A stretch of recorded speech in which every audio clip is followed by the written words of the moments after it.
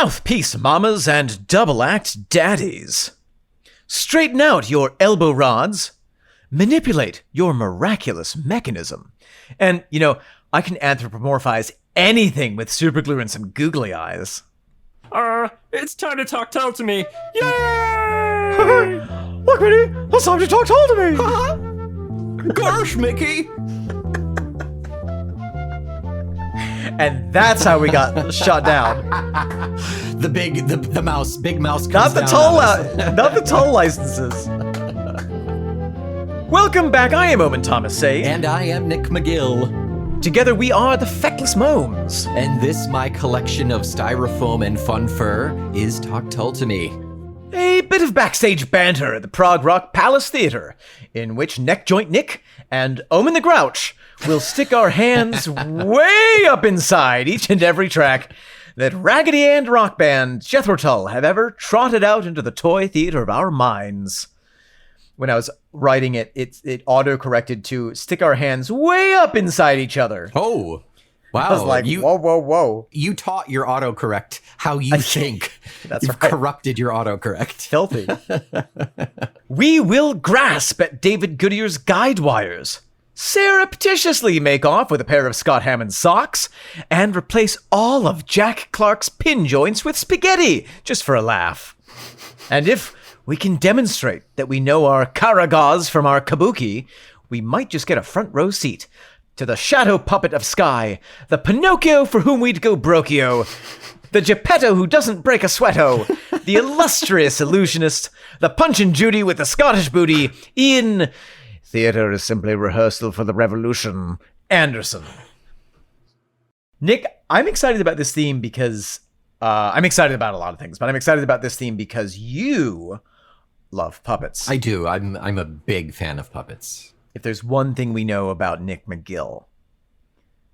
I dabbled in puppetry for about a week and a half. Just giddy for puppets. Just giddy for puppets. Nick, is there any other reason we have to be excited on this particular recording session? Well, Jimby Crimbo, it is the first track off of the final album from Jethro Tull's oeuvre. It is the 23rd studio album, Curious Ruminant. Wow. Dropped just this year, in fact. Yeah, it really did just drop this year. Not too long ago. And, we don't know the future, and we don't know the past. We don't know the past. I keep trying to know the past, but it is unknowable. It is unachievable. It doesn't want to be known. But yeah, this could be the final Jethro Tull album. We don't know that it will be. I think that's a great segue to go right into the foreword off of the vinyl. That is exactly what I intended it to be. Because Ian kind of references that. So let's go into this. So I'm looking at the insert that came in the vinyl, the great big glorious vinyl here. Forward. Here we go again. Could this be the last, they ask? An end-of-life swan song, or just another ongoing burp midst the mild indigestion of acidic creative fervor? I'd been saying for months following the release of Röckflöte that I would embark on a new project in late 2023 and kept telling myself that it would really happen. I'm used to an often welcome lull in enthusiasm from time to time, a becalming drift in the doldrums, waiting for the music to exhale a gentle breeze of minty sweet breath to fill my sails and fire up the mysterious process that we call afflatus, divine inspiration. Afflatus? Afflatus, Afflatus. Never heard of that before. Afflatus. So no panic. Just roll and relax with it for a while. Do you have a afflatus definition? A divine creative impulse or inspiration. Oh, look at that. What's the etymology on that? Working on it. Afflatus. I'm guessing it's... It's from the Latin for a flat ass. Oh, interesting. No, it is... Generally not how Latin works. It's from Latin ad flare. I knew it was an odd. So to breathe on or toward. So really, it is paired with inspiration. To Inspire. Inspirare is to breathe in. Yep. And this is, instead of spirare, this is a flautus. So it's To breathe out. to breathe out the inspiration. I imagine it probably is. I wonder what the word in the Bible is used for, and God breathed life upon the world. yeah. I wonder if it's that. I wouldn't be surprised. He flatted. But in any event, I waited only a few weeks before the first notions began to solidify into some drafted words of intent, and in June 2024, some unfinished music recorded earlier with John O'Hara, David Goodyear, and James Duncan would become the starting point for the new songs as they took shape. Writing the lyrics and melodies for all the new material came very quickly once I began in earnest during late May and just seemed to slot right into the musical feel and styles of the earlier recordings. Wow. I wrote all the sets of lyrics and melodies at the rate of one song per workday during June. Wow. For the most part, over the many years, I've tended to be a lyricist, not known for the I, me, my approach in heart-on-sleeve revelation. A more objective and descriptive way of working sits more easily in my heart and mind in an almost painterly fashion. Again, that imagery of Ian being a painter. Yeah. Yeah. But here you will find the lyrics littered with I, me, my, although there are a few that imply we, us, too, by way of light relief. Recording vocals and my instruments mostly took place on and off due to a rematch with COVID in late June and early July. On this album, I play a Powell handmade custom concert flute, bamboo flutes by Patrick Olwell, custom acoustic parlor guitar by Brook Guitars, an antique Martin 227 made in 1880, Whoa. a tenor guitar by Vintage Viaten, F-style mandolin by Ibanez. The title track, Curious Ruminant, sums up my more spiritual aspirations over the years. No mere navel-gazing, but the result of dabbling in and learning from books of comparative religion since my teenage years. And to that, my ongoing verbal and mental sparring on lofty moral and philosophical questions too often hung out to dry by our preferred materialistic world of second cars, air conditioning, and cell phone social media addiction. If there is a God in some heavenly dimension, I trust that he, she, it will not be overly miffed that I knocked on the door with no firm conviction, senior's concession pass, or other discount credentials. If I fall under a bus tomorrow, then I think my prospects are probably as good as those of a newborn infant suffering a far more untimely demise. Hey, cheer up! Not quite done yet, hopefully. Ian Anderson, October 2024. Wow. All of this was, barely a year ago. This album is like a newborn baby. Yes. It would go to purgatory. And just before, I think the last track we cover in September, so it will be less than a year since Ian has written this. Wow. That we cover it. We cover it. And hopefully we don't cover the fact that it has had an untimely demise, that this album is in fact alive and well and living. Well, I think we can suckle it to our teats and help make it strong. Let's do that. Yeah. Let's do that. Yeah. Just to review the personnel, we do have the aforementioned Ian Anderson, we have David Goodyear, we have John O'Hara, we have Scott Hammond. All these are familiar to us, really out of order since... Oh gosh, time immemorable at this point? Well, time should be memorable since... since the one we literally just did. Since Thick as a Brick 2. Since Thick as a Brick 2, yeah. Since his change of horses. Yeah. However, we have, rather excitingly on this album, the addition of the youngest person to play with Jethro Tull in 40 years, Jack Clark. That's right. Whom we saw in concert, if anyone has seen them in the past... like 2 years? I think Jack's been playing with them. Something like that. Point. Yeah. He's also the bassist for Albion. Yep. And he's great. He's great. He's very good. He's talking about a breath of fresh air. I never quite was in love with Florian and his playing style, but I'm finding that Jack Clark gives me butterflies.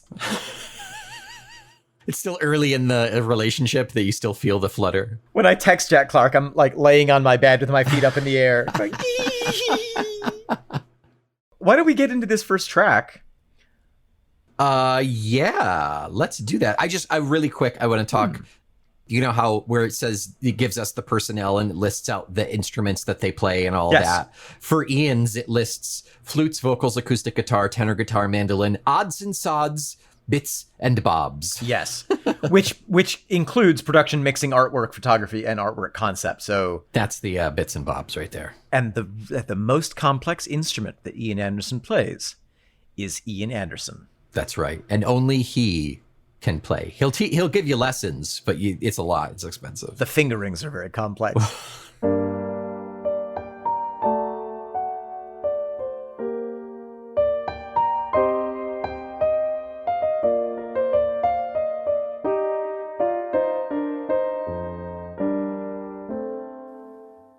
Ho! Oh man, we just started a new album. We just did. First song off of the new album. Yeah. 23rd studio album, third in this most recent run of yearly albums. Yeah. Right? Yearly or Well, two? close to yearly. Yeah, roughly. Yeah. How does this feel for a starter for Ian's? Ian's been in his golden years for decades now. But what Longer about than we've been in alive. his platinum Right. years, in his platinum years, how has Ian? How is this music treating Ian as a platinum senior? It's so funny to go, because we've done the albums out of order and because we've just gone back to Homo Eroticus. We're coming off of that, and essentially now in the timeline, even though we've already covered them, we're skipping over Zeltgene and Roquefliota. The difference is so incredible. I mean, let's just start with the mix. Yes. I can hear every single word on this album, on this song, without having to review the lyrics. Like, it's great to have the Right. lyrics, but I can hear it. It's so clear. Yes. Ian doesn't sound like he's straining. He sounds like he's in his 80s, because he is. Or however old he is. 90? I think late 80s. 1,000. 1000. Yeah, he's certainly singing to his strengths. But here. it sounds good. Oh yeah, absolutely. And just to point out, Ian mixed it in stereo, and then it was mastered in stereo by Nick Watson at Fluid Mastering. Okay. Yeah, nice. I think this is an amazing starter. Holy cow, that piano intro. That intro could step directly on my neck wearing a football cleat, and I would thank it. Yeah, thank you, sir. May I have another?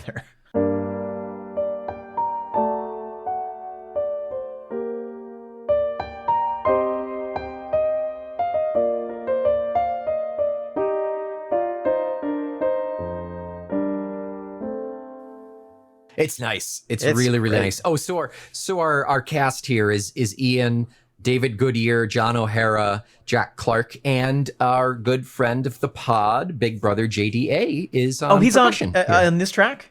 Oh, how cool. Yeah. That's so cool. I wonder, I was very interested to see that he is listed, James Duncan is listed as playing the cajon on this album. Which is the singular of cojones, right? I don't think that's true. I believe so. Cajon, I believe, just means box. Oh, it's one of those. Yeah, and it's literally a cool. wooden box. Sometimes it has snares in it, sometimes not. But you kind of play it against yourself. You can sit on it. Yeah, I've usually seen people sitting on it, and because that way you can like kind of tip it to expose some of the air and get a different sound from it. Oh, control yourself, Omen. Jesus. Yeah, you can change the sound with your butt muscles. I love it. It's a wonderful instrument. It's literally just. And it evolved from street music where people would be like, "Oh, I have this box. I'll whack that." Right. Not sure if it's on this track. And just off the bat, I mean, especially since we're coming off of Homo Eroticus, and some of the critiques that we had of that was about the lack of tunefulness. Yeah. This is like instantly, like in my head, I'm like, you can sing it immediately. Yeah.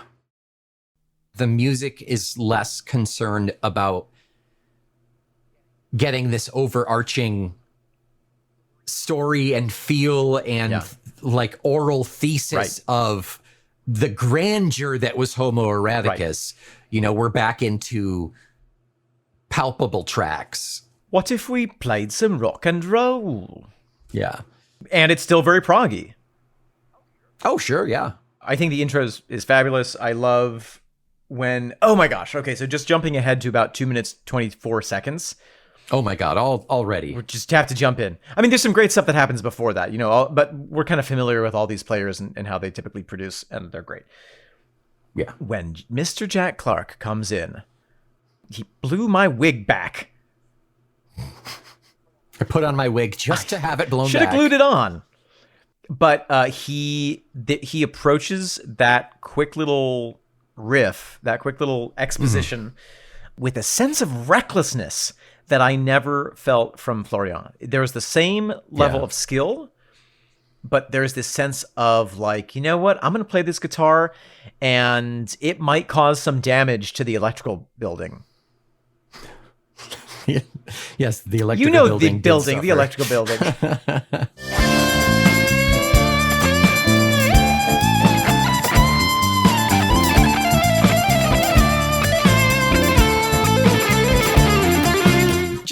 Just as a briefest of reminders, we did really come to appreciate Florian. Of course. After those two albums. We did. And he's an amazing guitarist, but I'm getting my life from Jack Clark. Yeah. I like it. Yeah. His delivery. And I couldn't tell you, because I'm musically illiterate, I couldn't tell you like what he's doing differently to make it feel different and sound different, but there's something about how he is playing this music. Do you remember the early 2000s film School of Rock with Jack Black? Jack Black, yep. There's a wonderful scene where he's teaching these kids who are trained in classical music how to play rock and roll. Mm-hmm.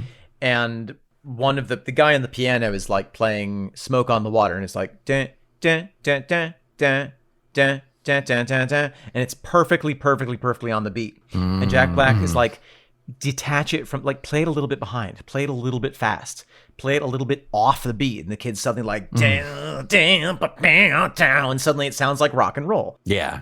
I think that's a little bit of what Mr. Clark is doing. Like that first run that you hear, it's not it's it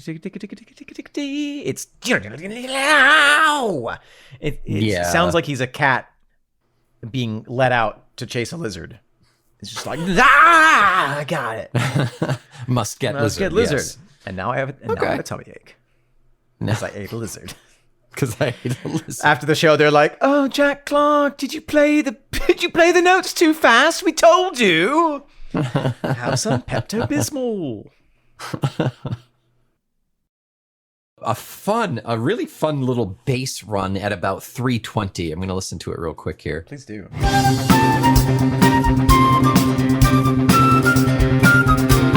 Oh yeah, you can hear the bass throughout, but at this moment it comes really forward and goes. I know, and like kind of like if a bass could crescendo, it crescendos. A bass can crescendo, but yeah, no, you're totally right. I noted the same part, and what was pretty cool for me about it is thinking about just how fast it's being played. Mm-hmm. I think it might be a 30-second note, which if a whole measure is a whole note, you divide it in half, you get a half note. If you divide that in half, you get a quarter note. If you divide that in half, you get a 16th note. If you divide a 16th note in half, you get a 30-second note. In a measure of 4/4, you can play 32 notes. And I think that's what he's doing. Wow. It's like I guess there's a 64th note, but that rarely gets written. Humans have trouble playing those things. Humans do have trouble playing those things. No, I love that part. I love that we get to hear David Goodyear just going to town, putting his fingers in turbo mode. Turbo mode is the name of one of the techs, by the way. Fully consensual. Turbo mode is he's there for it. He's that's why he's there. Yeah. He's a finger warmer. Just after that, we have a brief little organ. Lofty expectations set to pull me to and fro. Like a crest of organ, which is pretty rare because other than the piano intro, Other than that, most of the keys come from accordion in this. Yes. It's super accordion-y, and I love it. I'm here for it. It's really fun.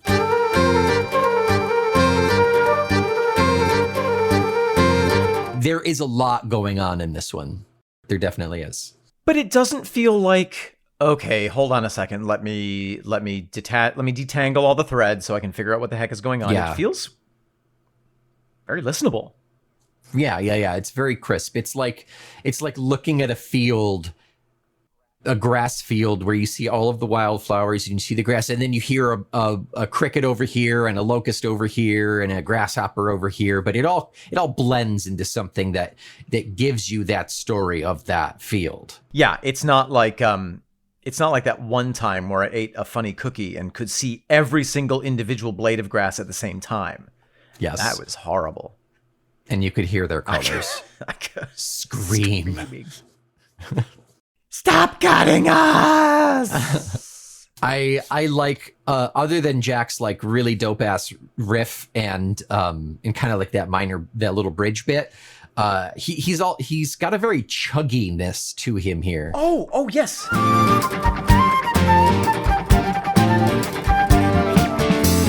There's some of that in the first minute as well, and it's real pared back. It's real laid back. Yeah. It's like what you would imagine would happen if a bass player started playing the guitar. Yeah, that's funny. But was really good at it. I didn't think about it like that. Yeah. Part of the problem that I have with a lot of guitarists is that, I'm not saying anyone in particular, except the guy that opened, the guitarist who was the young kid who was with the Johnny Winter Band when we saw Tull in like 2003. Edgar Winter, thank you very much. Old man Edgar. You know who you are. Who you are, even if we've forgotten. But he was one of those guys who was like, it felt like a 17-year-old being like, I can play the guitar, wee, like at every single moment. Yeah. You're like, we get it. Squiggly wee, yeah. We see you playing the guitar. Yeah. This is like, he's there. He's always there. You always feel him. And sometimes you can hear him too. So he's like Jesus. He's Guitar Jesus.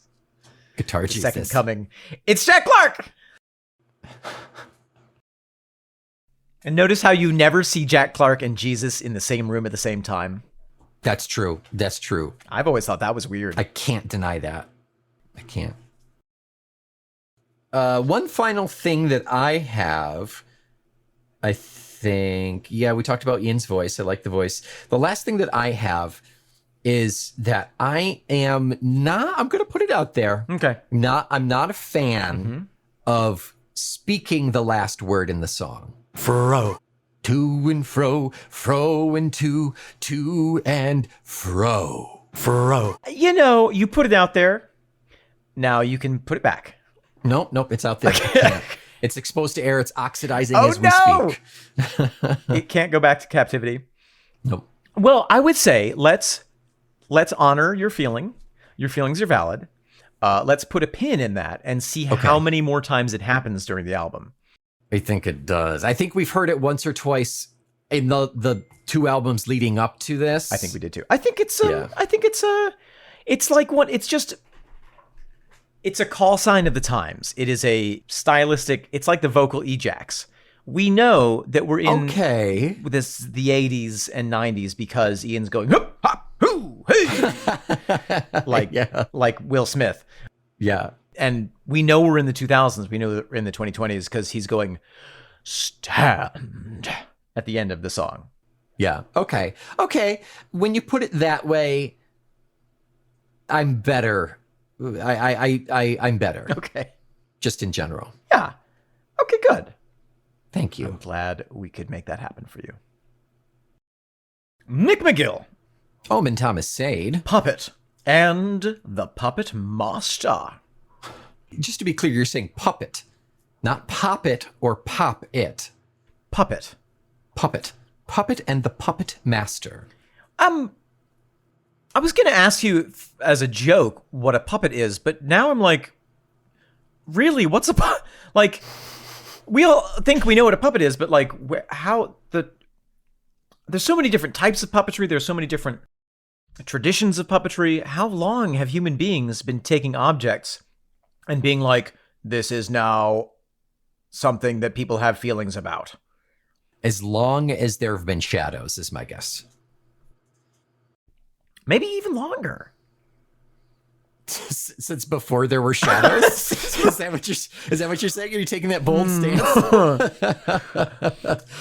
Okay, I'm going to walk that back a little bit.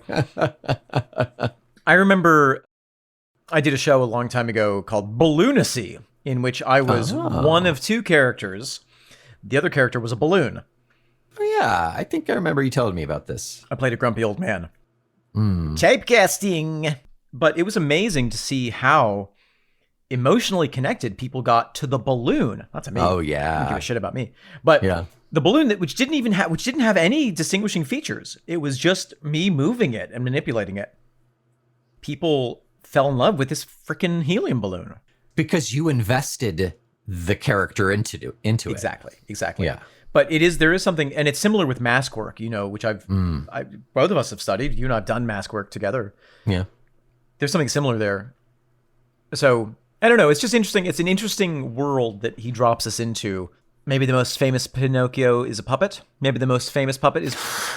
Spoiler alert. Maybe the most famous puppet is Pinocchio.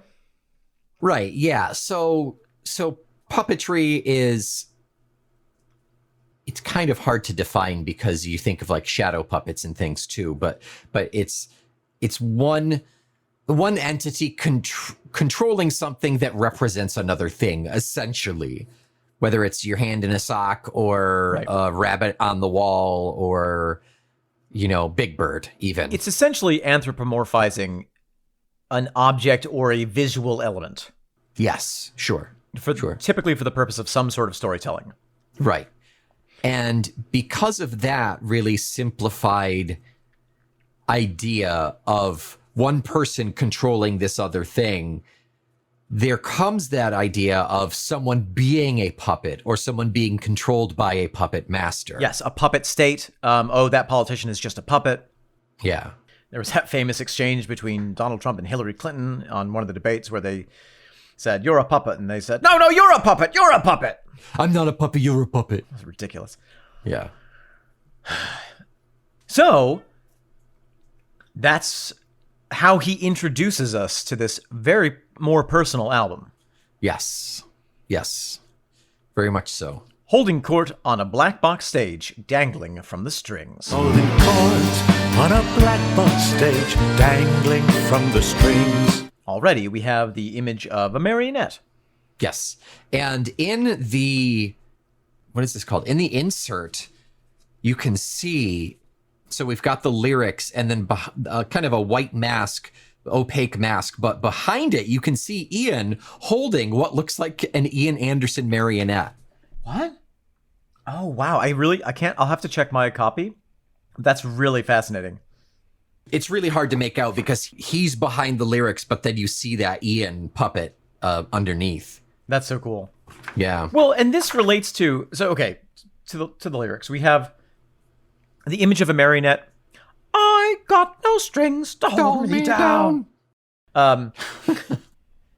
But also, Ian, I keep thinking back to this interview that we read from around the time of Under Wraps. Okay. Where somebody said, "Oh, Ian, do you think that you'll keep making music videos?" Because he made a couple music videos at that time.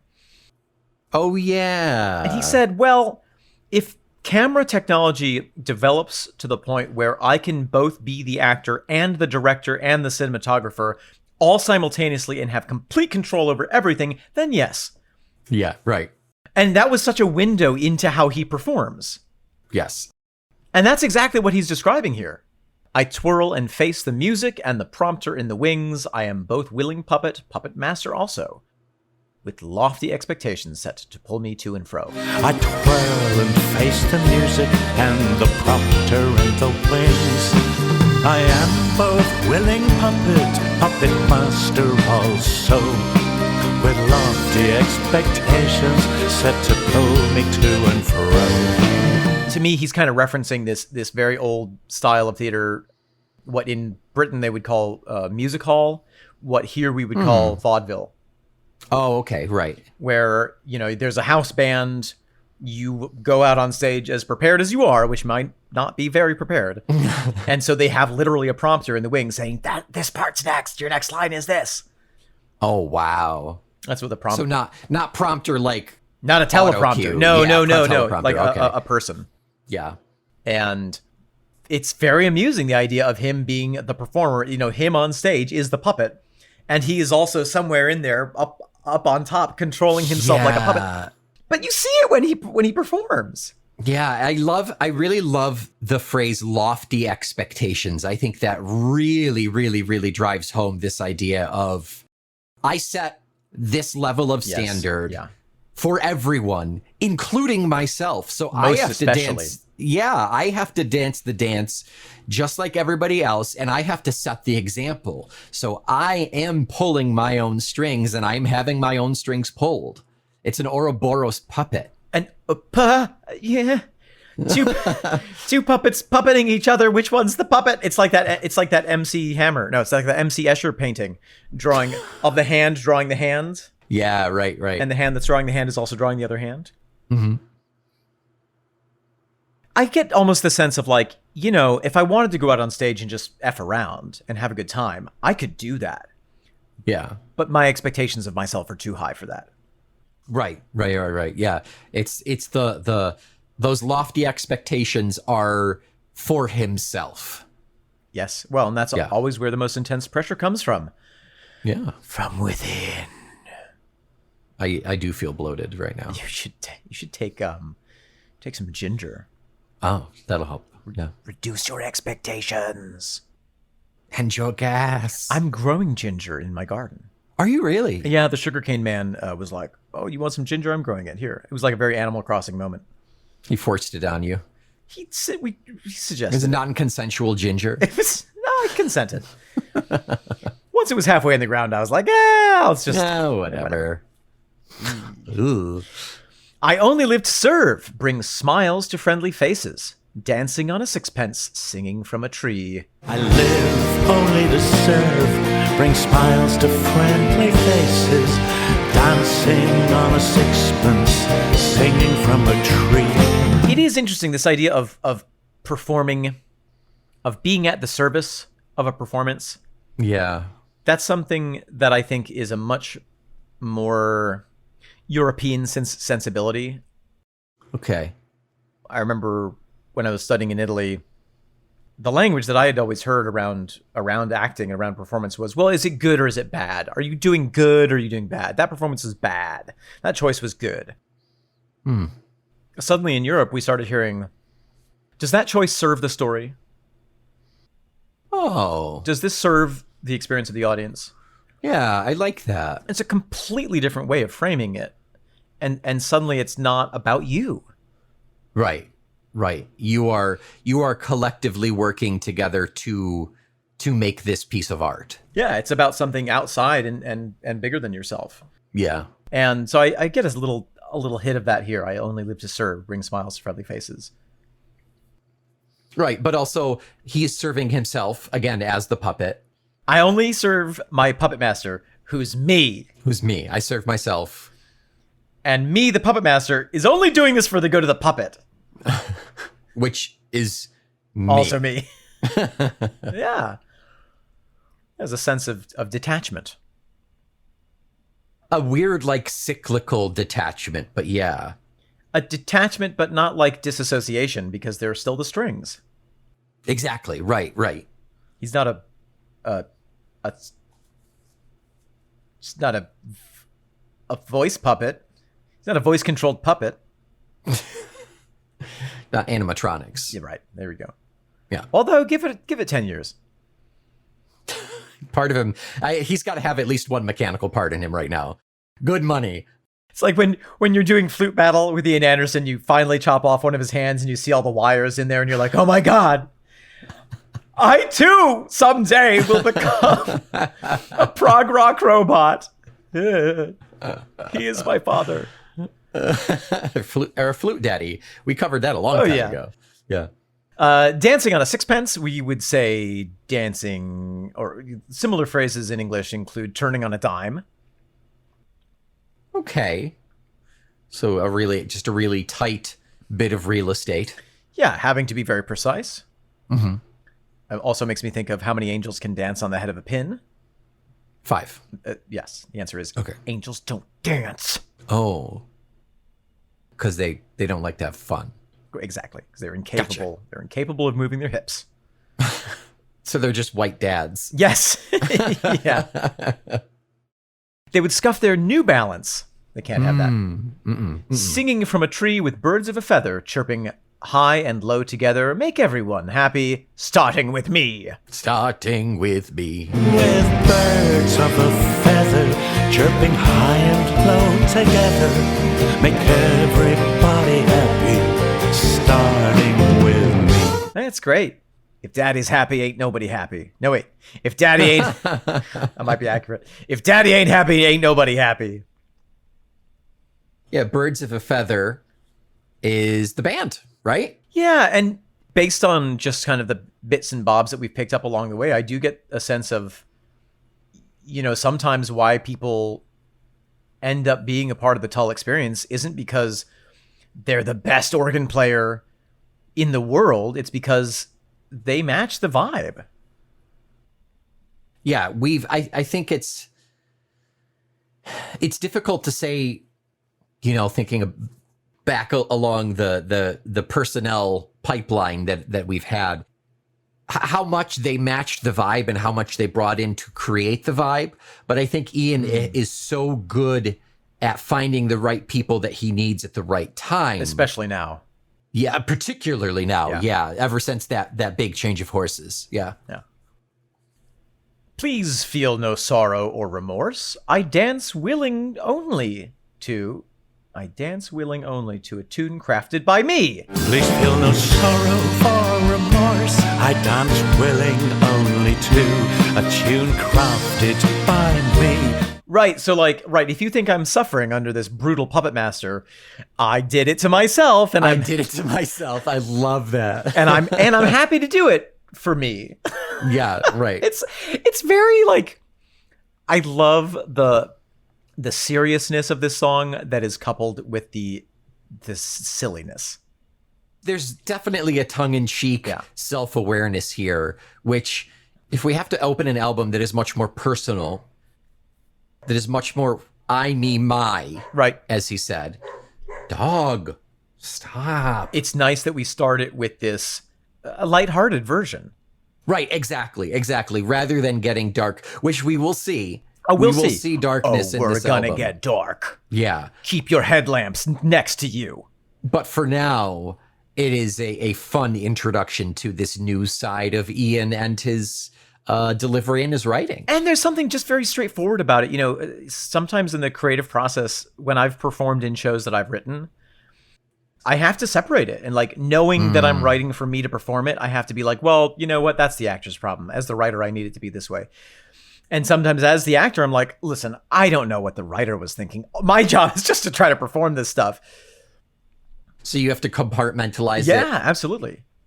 Doubly when you're writing for yourself. Well, and then triply and quadruply when it's like, oh, I've written this script and now I'm performing it, but first I have to do the lights and then I have to, do my hair and makeup. It's like I'm 6 different departments. Yeah. And because you can only worry about one thing at a time, at least I can. Yeah. Oh, I worry about a lot. Don't you worry. Don't you worry. You worry about everything at the same time so that I can worry about one thing only at a time. That's it. That's why I'm here. Both captain and crew in a black box cage. Both captain and crew in a black box cage. Yes. No. What is a black box?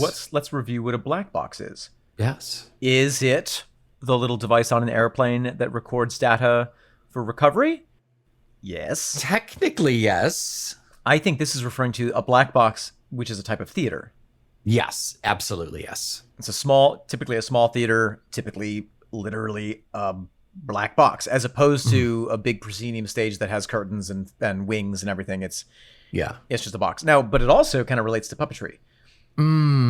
Because you could have a black box that is where the performance happens, and you can lower things into it or push things in from the side of it, and that's all the audience sees is just what's inside. Yeah, right. We saw some a puppet guy out of Vermont That tracks.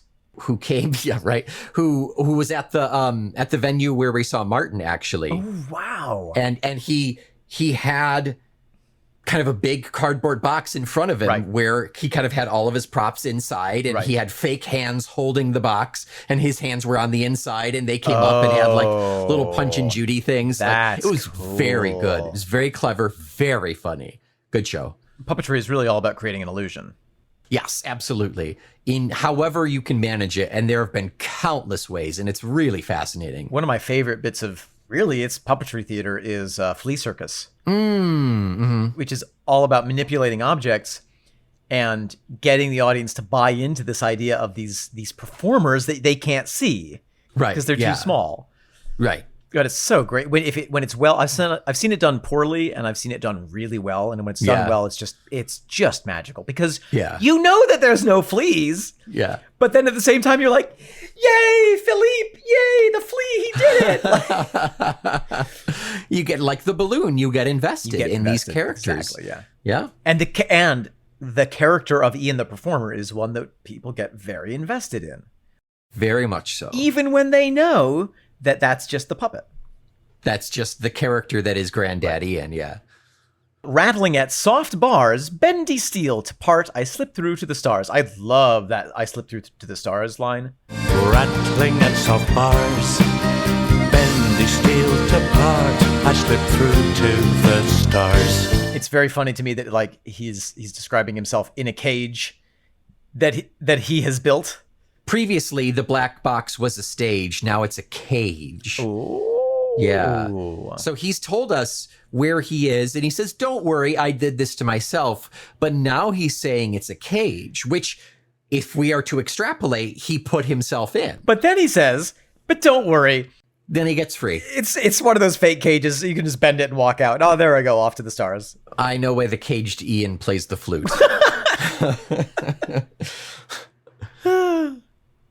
Through the dusk fall peeping, me, unlikely lad. There's a me. Mm-hmm. To paint a smile behind the mask, the pay is not too bad. Through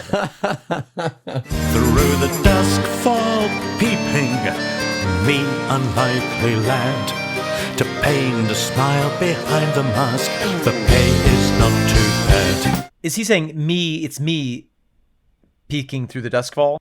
Is that part of I slip through to the stars? No, it's the next verse. Through the dusk Oh. falling. Oh, maybe it is. I Me. slip through to the stars through the dusk fall peeping. Me, of all people, unlikely lad. Yeah.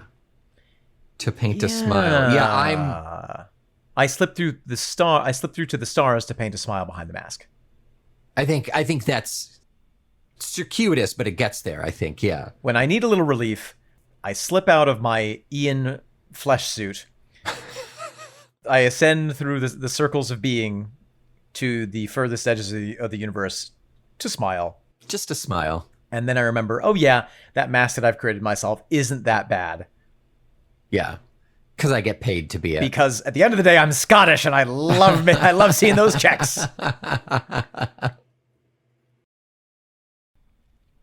I, the willing puppet master, also lofty expectations set to pull me to and fro, fro and to and fro. To and fro and to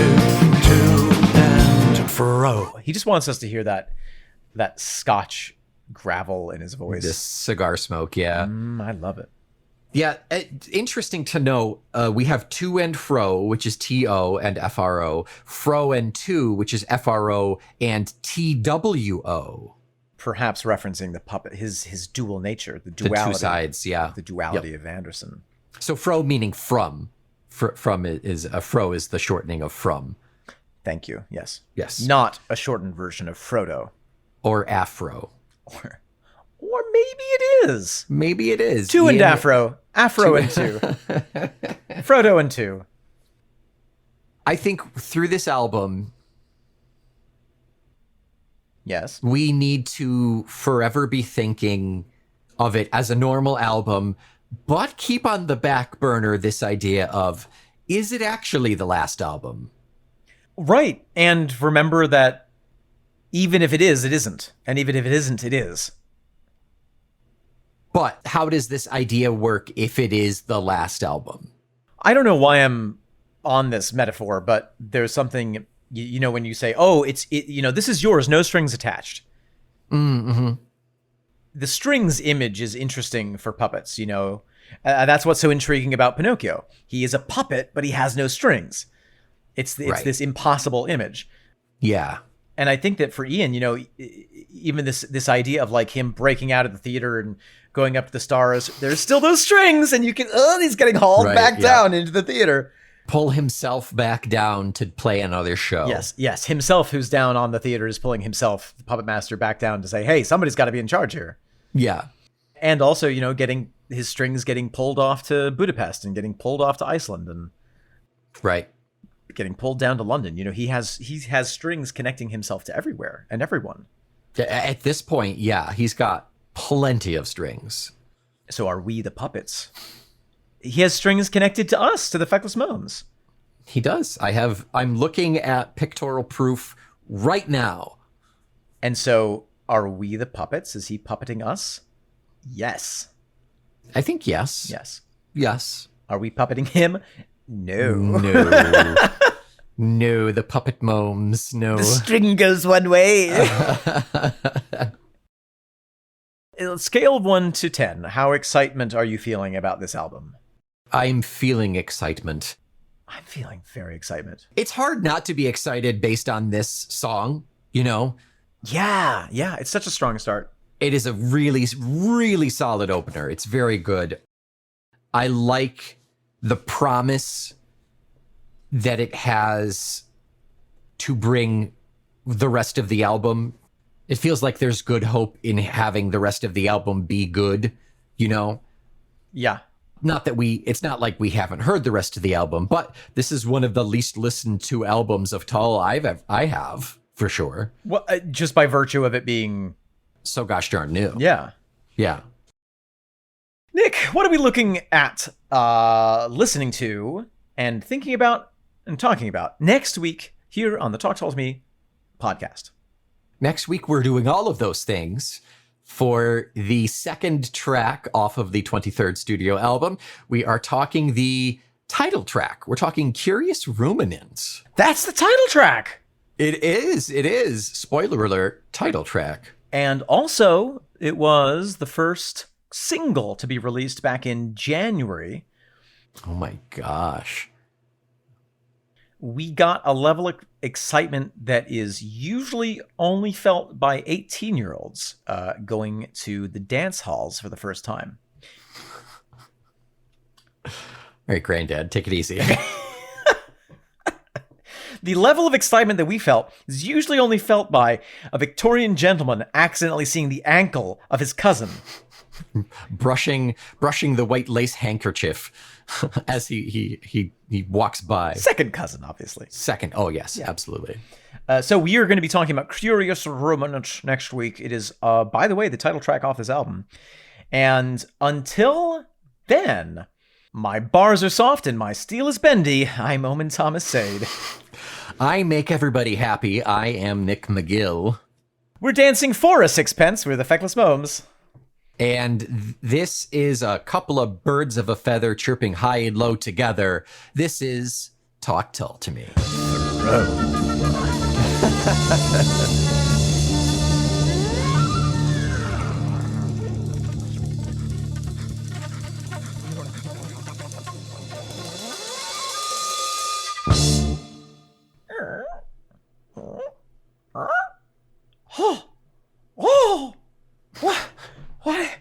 What's this in front of my...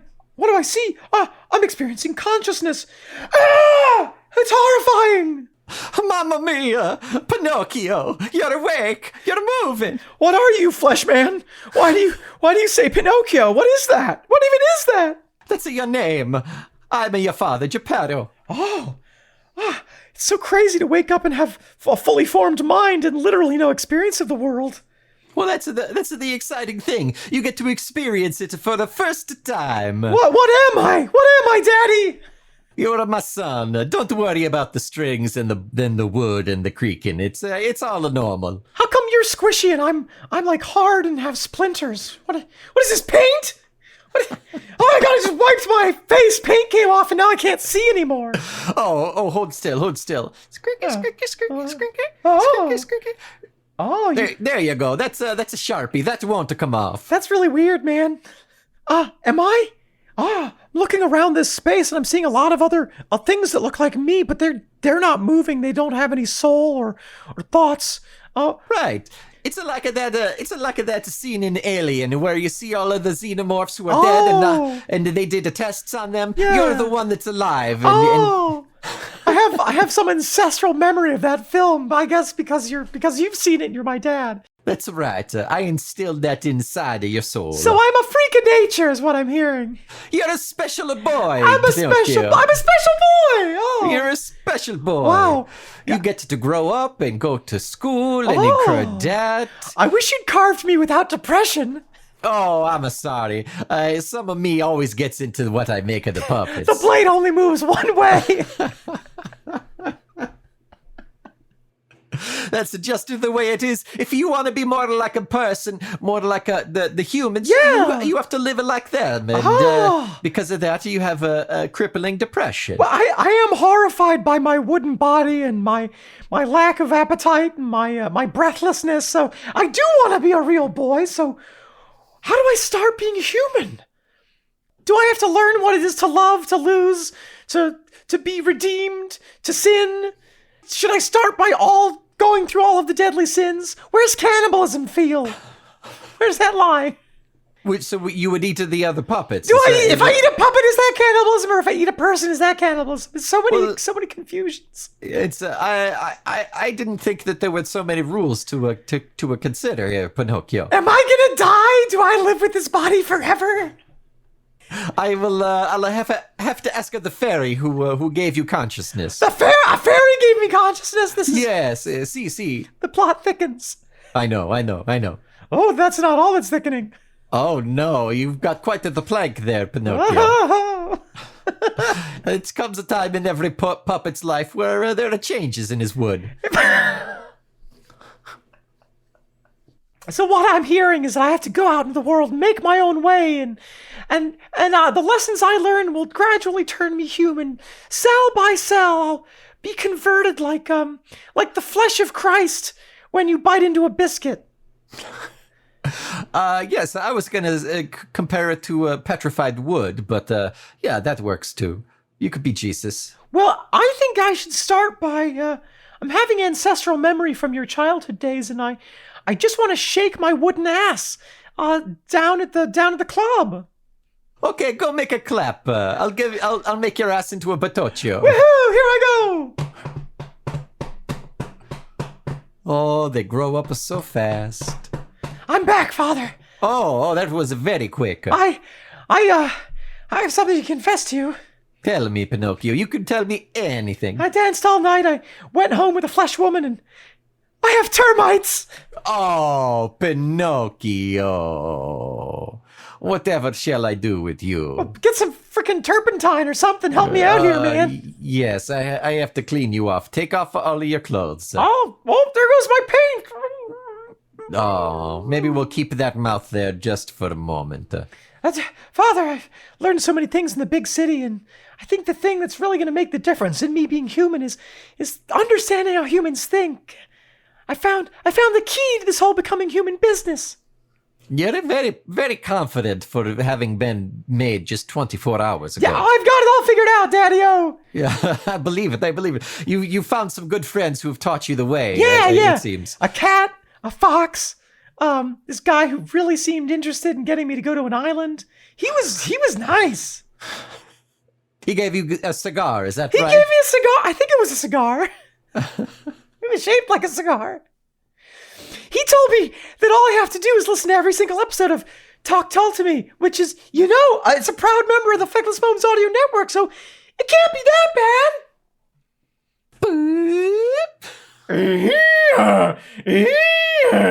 Daddy, what's happening to me?